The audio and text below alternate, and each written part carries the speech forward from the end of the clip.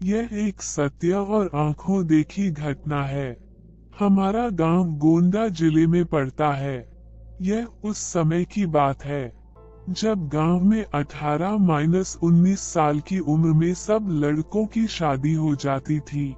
उनमें से एक मेरा मित्र रमाकांत भी है। उसकी शादी 3 साल पहले हो चुकी थी और अब उसका गौना भी आ गया था। उसकी बीवी बहुत निडर थी। इसको मैं निडर इसलिए बता रहा हूँ कि उसकी निडरता एक दिन बहुत भारी पड़ गई थी। 3-4 साल पहले तक गांव की अधिकतर औरतें सुबह सुबह उठकर लोटा लेकर नित्य क्रिया के लिए कोई खेत में तो कोई खुले मैदान में जाती थी। वो भी जब गांव के पुरुष लोग सो रहे हो तब जाती थी।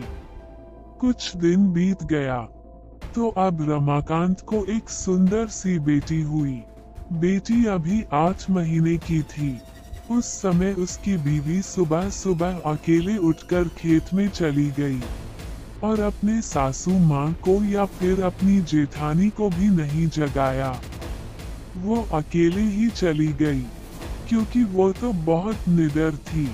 लेकिन उस समय वो ना तो हाथ में चाकू और ना ही माचिस लिया। जिस घर को बच्चा पैदा होता है उसके 1 साल तक उस घर की औरत को बाहर अकेले नहीं भेजा जाता, वो भी सुबह सुबह बिना किसी को साथ लिए, क्योंकि उस औरत पे भूत प्रेत इन लोगों का साया जल्दी पड़ता है। लेकिन वो अकेले गई थी। तभी वहाँ बेल का पेड़ लगा था। उस पर एक चुड़ैल घूम रही थी जो इसके साथ नहीं आना चाहती थी, लेकिन फिर भी वह आ गई। जब रमाकांत की औरत खेत से आए तो लौटा फेंककर पलंग पर बैठकर गाना गाने लगी। बगल में ही खाट पर लेटी हुई उसकी बच्ची जोर जोर से रो रही थी, लेकिन वह तो गाने में व्यस्त थी, इसीलिए उसे सुनाई नहीं दिया। इतना देखकर रमाकांत चिल्लाने लगा कि बेटी को उठाओ, क्या तुम्हें सुनाई नहीं दे रहा है कि वो रो रही है? फिर भी बीवी ने जवाब नहीं दिया। तब तक रमाकांत की भाभी आ गई और वह समझ गई कि यह कौन है और रमाकांत को इशारा किया कि जाओ दादाजी को बुला लाओ। इतना सुनते ही रमाकांत समझ गया कि मेरी बीवी के ऊपर कोई चुड़ैल का साया है। तभी भाभी ने दादाजी का नाम लिया। तब तो रमाकांत पलंग पर बैठकर दादागिरी झाड़ने लगा और बोला कि तुम कौन हो, यहाँ पर क्यों आए हो, क्या तुम मुझसे शादी करना चाहती हो?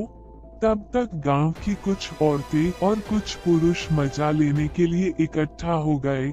चुड़ैल ने कहा कि मुझ में तुम्हें क्यों दिलचस्पी हो रही है, क्यों मुझसे शादी करने के लिए आतुर हो? तो रमाकांत झट से बोला कि मैं कुछ काम धंधा तो करता नहीं, लेकिन अगर तुम साथ रहोगी तो धन दौलत लाती रहोगी। चुड़ैल ने हंसकर बोला, ऐसा कुछ नहीं होता, हमारे में भी कोई ना कोई मुखिया जरूर रहता है जो धन दौलत की रखवाली करता है।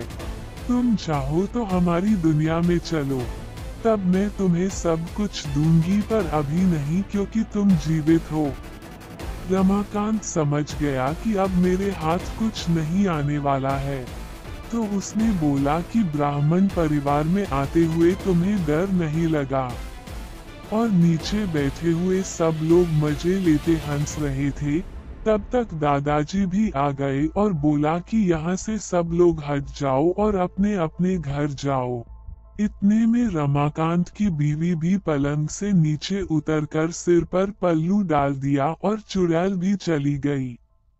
तब रमाकांत मन ही मन बड़बड़ाने लगा कि इनको भी अभी आना था, अगर थोड़ी देर बाद आते तो क्या पता मैं भी मालामाल हो जाता। बेचारा रमाकांत बहुत दुखी हो गया।